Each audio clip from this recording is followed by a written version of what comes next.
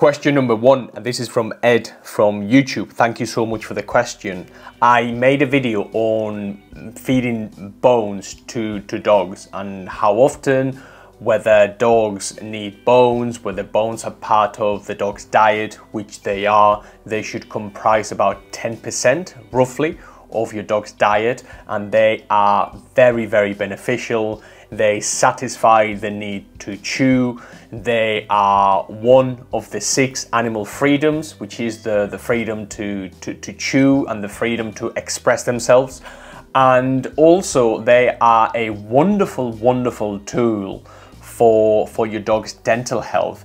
Anytime your dog is chewing on something, anytime your dog is using those canasial teeth, anytime your dog is using those chomping abilities of theirs, it's a wonderful opportunity for your dog's tartar to go away and for your dog's dental health to improve. So providing you do it in a safe way, providing you do it in a responsible way, feeding bones is a wonderful thing for your dog.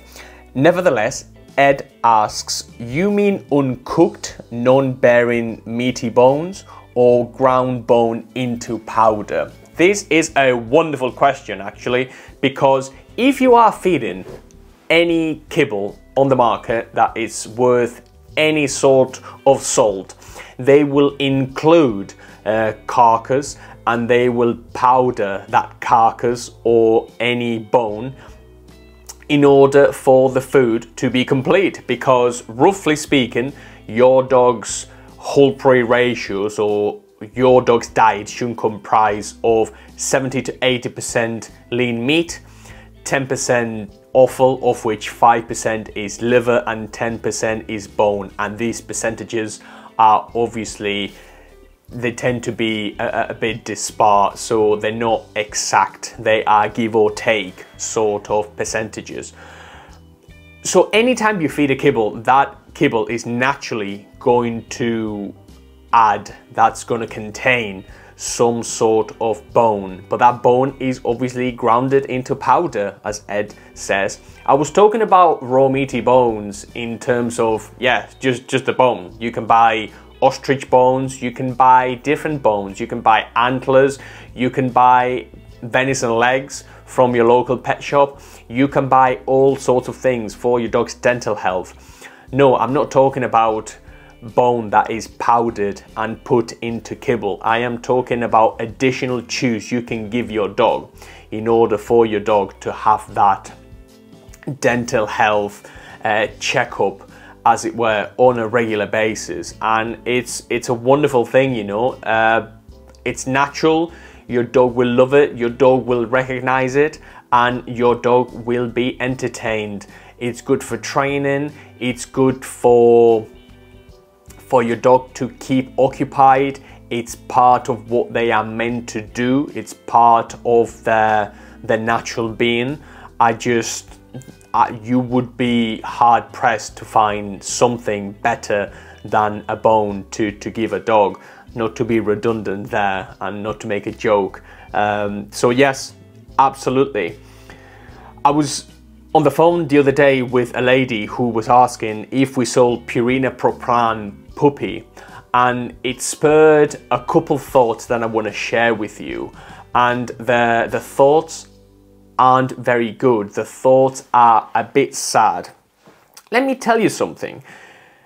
If you have a dog and you don't inform yourself about the dog's training, how to train the dog properly, what to feed the dog, how to feed a dog properly, and if you are literally fumbling about your dog's life is not going to be very enjoyable, and your life as a consequence is not going to be very enjoyable either.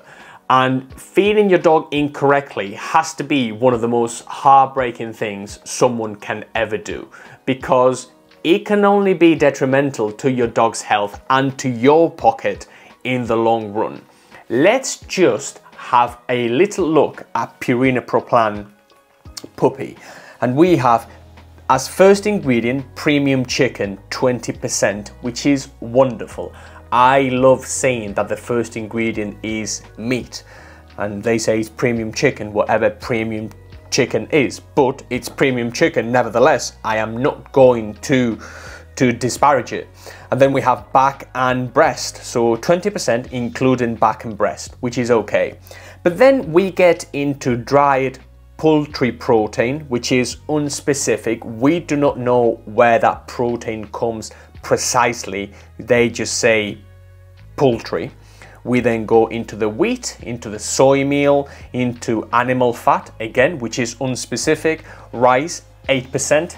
Make sure that next time you are making some sort of risotto or curry, that rice will expand. It will double or treble depending on the grain of the rice you are using. So if manufacturers say it's 8% rice, is a lot more than 8% after you've cooked it, after you've processed it. And then we have corn digest and other corn protein meal, whatever that is. And this is an absolute car crash of ingredients. It's a car crash of ingredients. And I am not sure that these ingredients would be suitable for any dog whatsoever, apart from the 20% premium chicken. Now, it states on the bag of food that this food has 30% protein. It contains 30% protein. Where does that protein come from? Well, we have the 20% premium chicken, but then we have dried poultry protein, and they don't put a percentage right next to it. So they don't tell you because they don't want you to know, or they just don't want to tell you. They just want to omit that fact altogether. You are the one to judge. And that's where the majority of the protein comes from. It doesn't come from fresh meat. It doesn't come from other animal sources. It comes from poultry protein, dried poultry protein. So I rather have my dog consume animal protein than animal fat, than dried poultry protein as protein itself. I don't want to feed my dog wheat. I don't want to feed my dog soy meal. I don't want to feed my dog animal fat or rice or corn protein meal. Corn protein meal. What on earth is corn protein meal? I don't know. And this is one of the biggest companies in the whole wide world when it comes to dog nutrition. This is Purina Pro Plan Puppy.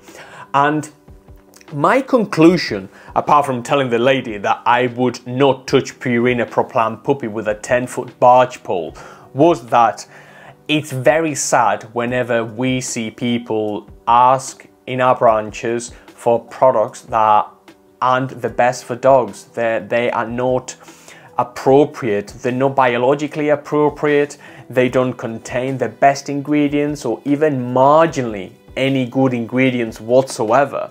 And we have always spoken about the two categories of dogs. We have dogs who have wheat, corn, barley, animal fat, rice, soya, sugar, and then we have dogs that have wholesome ingredients that you feed them raw meaty bones and antlers, and everything is natural, and the ingredients in the food are wonderful, and they come from animal proteins. They come from the actual animal, not corn protein meal.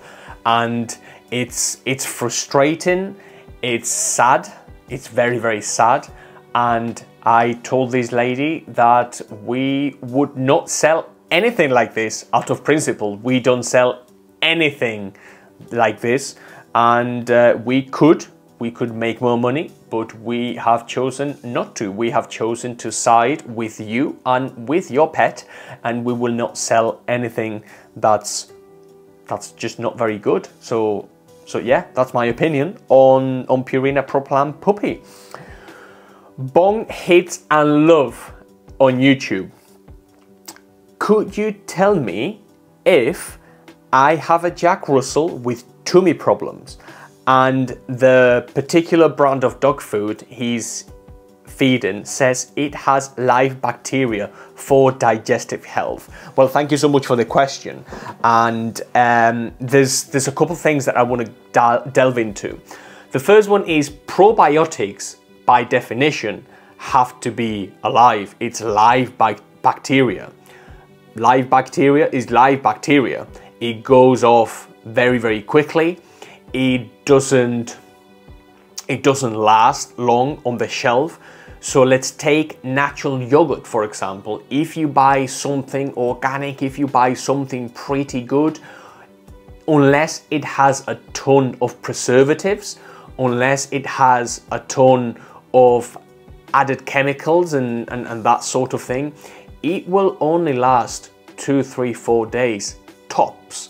So that's one thing to consider. For example, here in the UK, if you buy milk, fresh milk, it goes off very, very quickly. It goes off after maybe 3, 4, 5 days at a push. So if a brand of kibble says it has live bacteria for digestive health, unless the kibble hasn't been processed at all, which is impossible because most kibbles are extruded or cooked twice.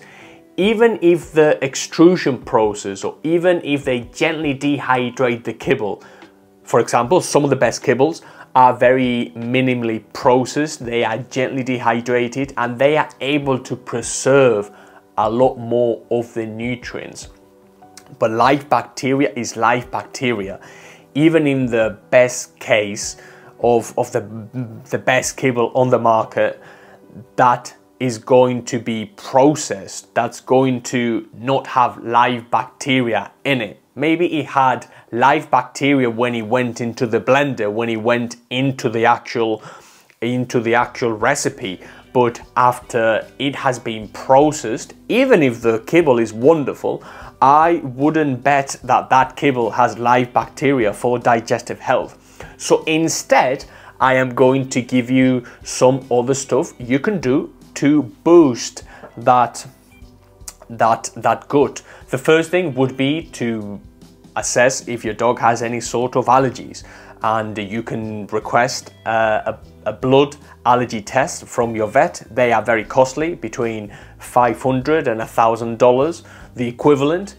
But if you cannot do that, then you must address everything you are giving your dog. So any treats, any food, what proteins, what is specifically the dog getting on a daily basis, cut out any inflammatory stuff, wheat, barley, that sort of thing that you hear me talk about all the time.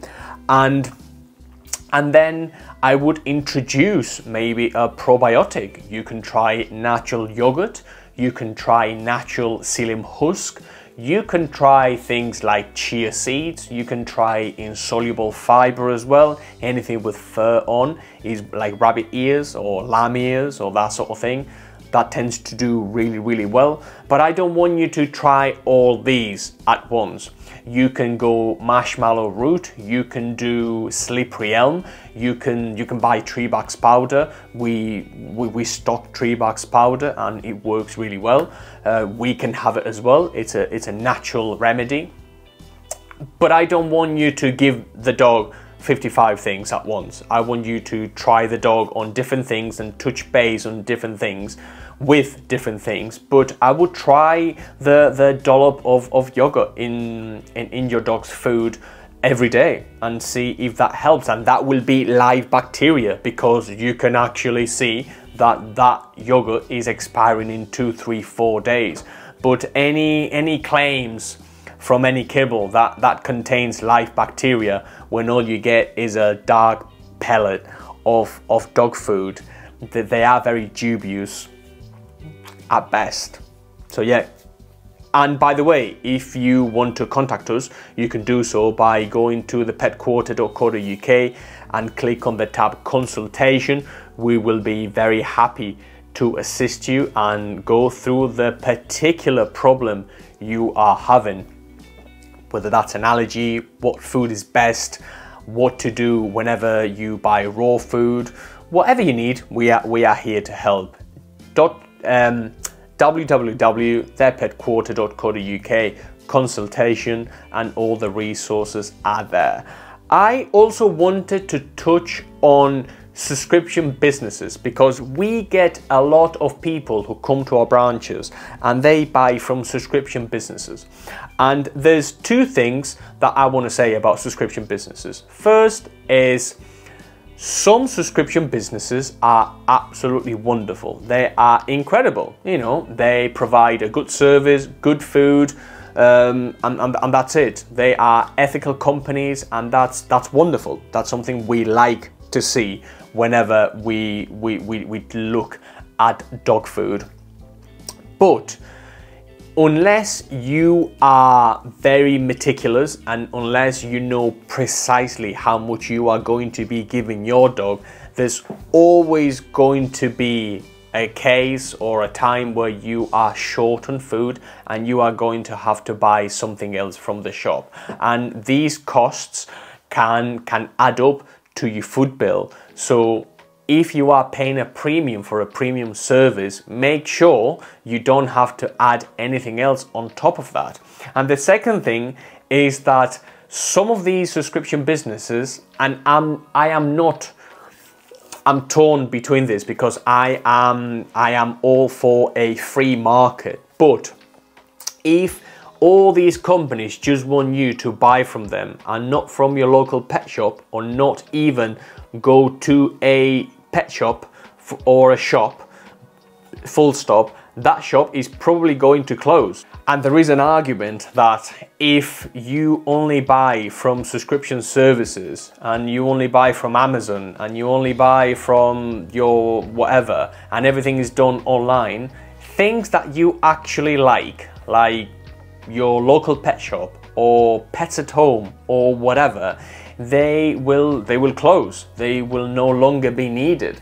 So that's some food for thought, because sometimes all these companies, all they want you is to buy from them and from them exclusively. And that's okay, I have no problem with that, but that's something to think about in my opinion. And then I wanted to talk about 4 cons of raw dog food. As you might or might not know, I am a huge advocate for raw dog food. I think that when done correctly is a wonderful thing, and your dog can benefit tremendously. Now, is it for everyone? No. Should you do it because I say it, or should you do it because someone else says it? No. It needs to fit your lifestyle. You might be a busy professional. You might not want to handle raw dog food. You might have kids and you have a busy life and you like to go to the theatre on Tuesday and you don't want to do anything apart from putting down kibble for your dog. That's a valid reason, in my opinion, not to feed raw. So I have no problem whenever people do not feed raw, and you don't need to feed raw. But these are 4 things that are, in my opinion, drawbacks whenever we talk about raw dog food.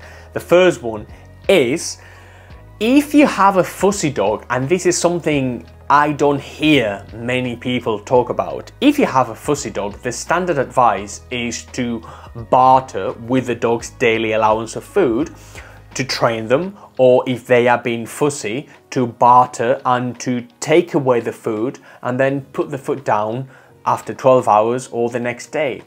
That can be done a lot more simply with kibble or with wet food even. But with raw food goes off very, very quickly. And you cannot really do that. You are going to end up wasting money. If you have a fussy dog, you are going to be putting your hard-earned pounds into the bin and throwing it away, and that is not pleasant. So if you have a fussy dog, consider whether raw dog food is the right way for you, because you might not be able to train your dog or to be as strict as you would want to with your dog, because you're going to be losing out on money, you know. And I hate whenever I have to tell people to do that with a brand of raw food, because I know and I tell them beforehand that they might be wasting food, and that's not something I like seeing. So that's the first thing. The second one is that, especially in the summer, you are going to smell and handle raw dog food, and you have to take every precaution.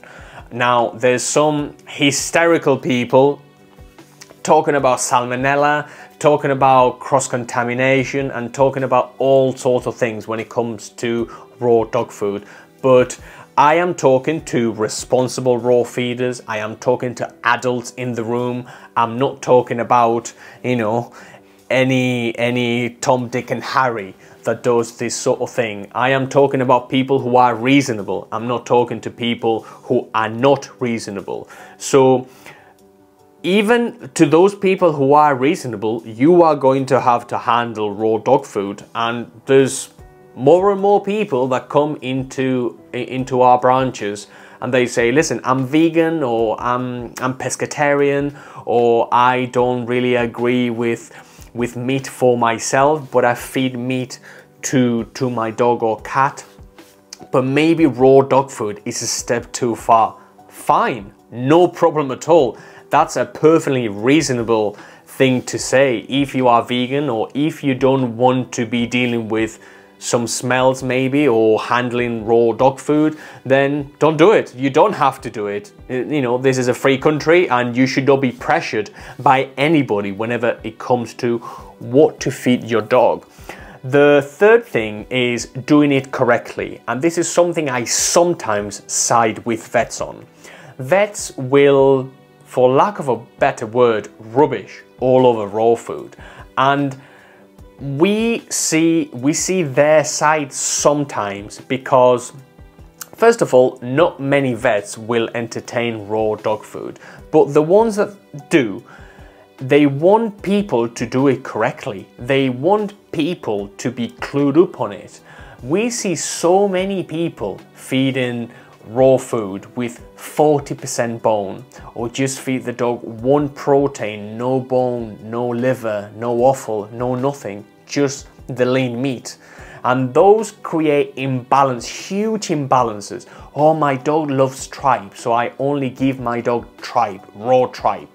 That's awful. Or I feed my dog, I don't know, 5 duck necks a day, and that's way too much bone, for example, proportionally to the dog. And that's not something we like to see. We like to see people who are clued up on it, who do the research, who ask questions, and who do it correctly. So if you are going to do it correctly, then perfect. But if you have any questions, please inform yourself. And this is a con that sometimes I do think about whenever I talk to certain people, because they're not doing the right thing, and they are not doing the right thing for the dog, and that's disheartening sometimes. And the last one is the freezer space. If you buy raw dog food, first of all, your electricity bill will likely be higher than right now, than you are currently paying, because you need to keep that freezer going. And the second one is you are going to need maybe an extra chest freezer, or you are going to need to buy more regularly from your raw food supplier. So if you are not prepared to have the extra space to buy and to think about the dog's food more regularly, or to even put more money into your dog's diet, which is at the end what more electricity is, you are just considering and balancing out what your options are, then raw food is not for you. And you can buy wonderful kibbles, and they'll do, if not the same thing, they'll come very close, and your dog will be very happy. So raw dog food is not for everyone. We don't recommend it for everyone. We don't think this is a church or a cult. You are very welcome to do whatever you like with your dog, and in any case, those are 4 things that tend to be on the difficult or things to consider side. So yes,